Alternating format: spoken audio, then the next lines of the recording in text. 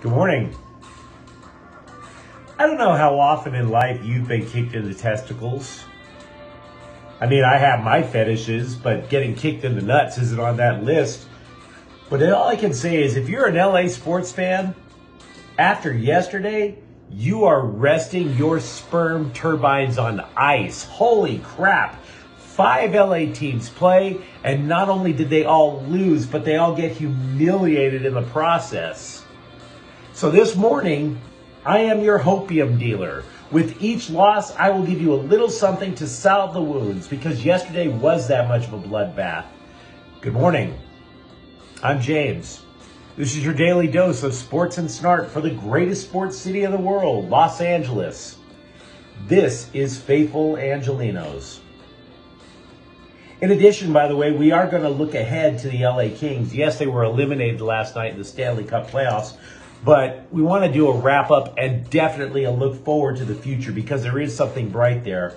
If you like the content that we've been putting out about LA sports for the last almost 3 months, clickety-clack the like button, clickety-clack the subscribe button. There's a notifications bell. Hit that. We put out new videos between 9 and 10 a.m. every day to let you know it's there. Sharing is caring. Let people know we exist. And yes, comment. For I am not God. Because if I were God, that would have been like the 7 plagues yesterday. Good Lord. We also added a lot of new subscribers. We added 4 yesterday. Thanks for getting in on the ground floor. By the way, this is the 100th episode of Faithful Angelenos. Thanks for tuning in.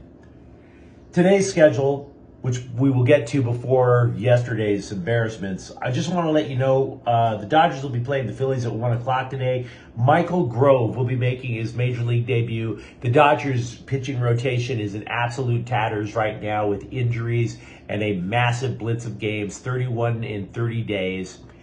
Grove, from what I've been reading about his scouting reports, maybe he's a starter, maybe he's a reliever. He's not extremely high on the Dodgers list of prospects. Right now, they're just looking for arms.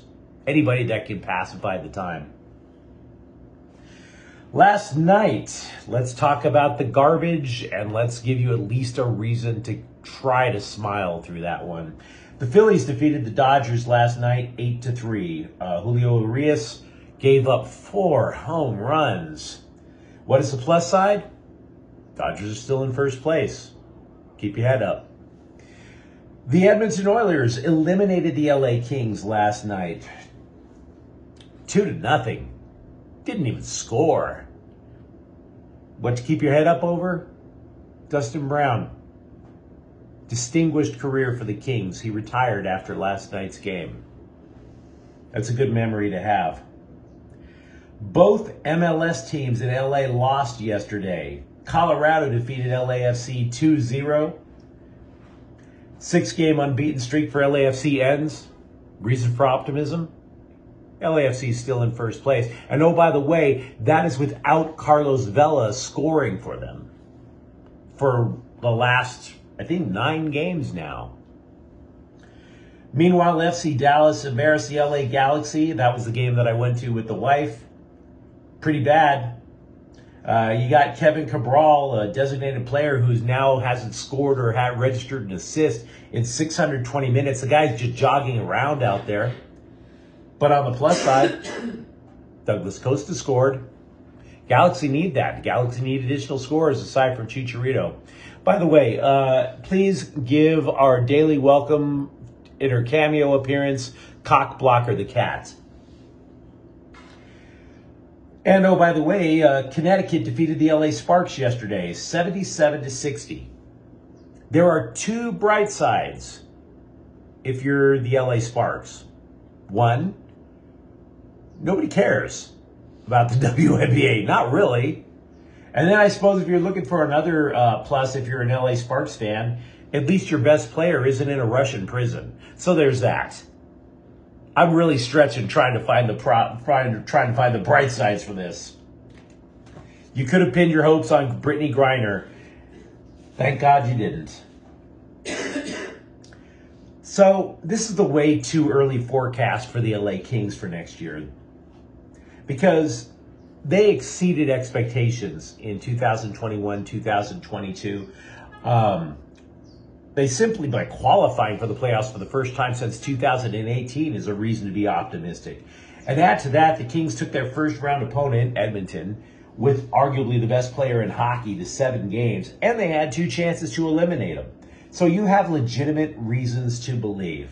So going into the offseason, and we don't necessarily know the plan yet, why should we have optimism? Well, they're going to have $21 million in cap space. Having said that, they only have 14 players under contract. They will have 6 draft picks, 1 in each round from 1 through 6. They have only 4 unrestricted free agents to worry about, and I would argue that none of them are particularly must-have. Among the restricted free agents, they have 3 that I would suggest are people you would want to keep. You definitely want to keep Adrian Kempe. He scored 35 times in the last season. Defenseman Mikey Anderson and Sean Dursey, they're both young. They have established themselves. I think the Kings like them. I think they're definitely staying. What we should also take note is the Kings core from back when they won the Stanley Cups in 2012 and 2014. They're down from 4 to 3. We did mention Brown's retirement. And I think if we're going to be honest with ourselves, it was probably time for him to hang up the skates in the first place.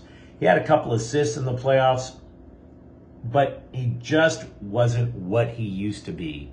That one-man wrecking crew that would just hit everything in sight and then score on you while he was doing it. I think the hits probably took their toll over the course of a pretty long and distinguished career. Meanwhile, you got Anze Kopitar, still a damn fine player to have, but I would say he's more productive with guile than actual athletic ability now. And then you're also wondering about the other 2 players in the Kings core from back in the day. How long can you actually squeeze elite performances like that out of, say, goalie Jonathan Quick? Quick stopped 39 shots last night out of the 41 that he faced. Can you really expect that from a 36-year-old goalie in the future? Or Drew Doughty, who didn't play in the playoff round at all due to a broken wrist surgery. Injuries come with age. You almost have to wonder what would have happened with the Kings, by the way, if they still had Doughty in that playoff round, or Victor Arvidsson, who both didn't play at all. Now, Coach Todd McClellan said the front office will not be taking a break at all from the playoffs to the draft and etc. And when you pull back, you kind of understand. I mean, so far, GM Rob Blake, he's pulled the Kings out of salary cap hell, completely changed the culture, the style of play from heavy hitting to a locking down the neutral zone type of scheme. And then he goes out and he builds a farm system that is the envy of the rest of the NHL. But the Kings still have to take the next step. Who stays? That is the big question. Who is part and parcel with taking the next step? See, they have a boatload of prospects, but those prospects have created a massive logjam, particularly at center and right defense.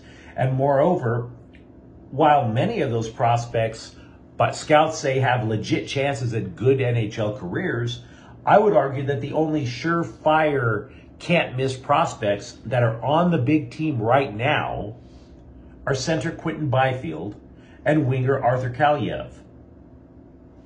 There's got a lot of names, a lot of people who could be extremely productive NHL players. But that just means you don't necessarily know which one. So they have a lot of studying to do to figure out which one. Like, for example, you might argue with me and mention names such as defenseman Tobias Bjornfoot or center Gabriel Velarde. And that's fair.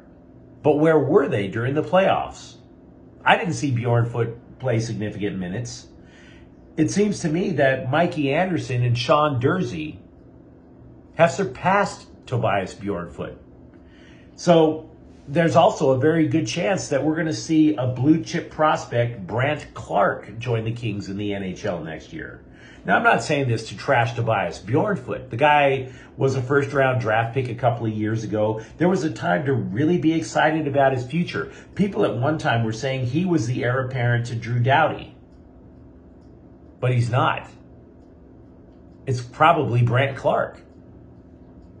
There's nothing wrong with Bjornfoot, for example, though, being a second line of defense. But if you have a logjam of players at particular positions, for example, too many right-handed defensemen, the front office has to consider some of these prospects as trade bait. Bjornfoot possibly being one of them.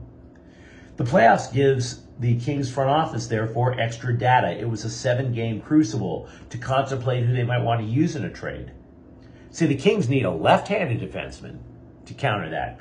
You might recall during the season there were a lot of rumors about the Kings trading for defenseman Jakub Chechrin of Phoenix. And that's why. He's a left-sided defenseman.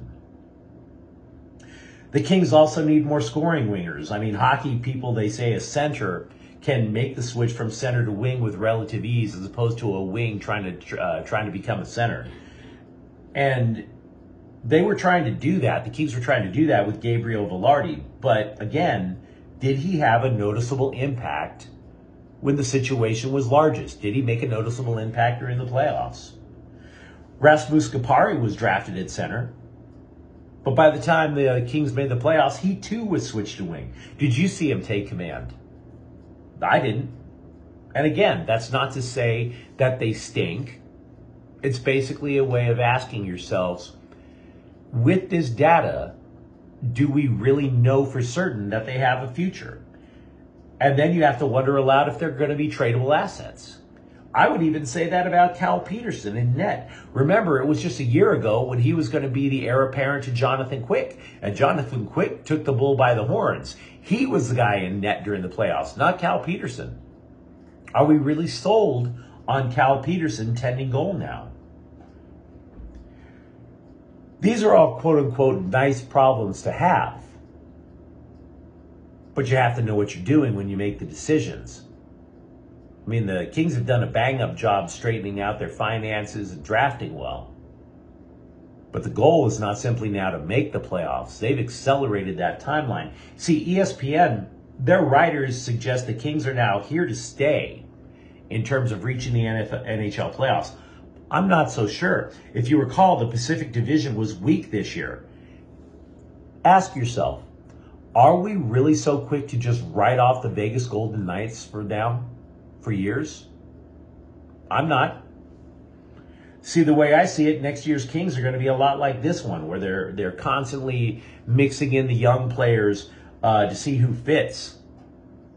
Vegas makes a couple of smart moves. It's going to be the Kings taking a step back and missing the playoffs. What about Anaheim? What if Anaheim makes a big step up in terms of prospect development? So unless the front office correctly decides who could be used as trade assets, we don't know what we're going to get from the Kings next year. Something to think about. Now, if you enjoyed today's episode, I appreciate that. Thank you for watching. Subscribe and obviously like the video. Subscribe to the channel. We are trying to build something here from Los Angeles sports. I'm James. Thank you for watching. Faithful Angelenos is a Kian Corta El Queso production. Keep your head up. Those 5 lost days aren't going to be all the time.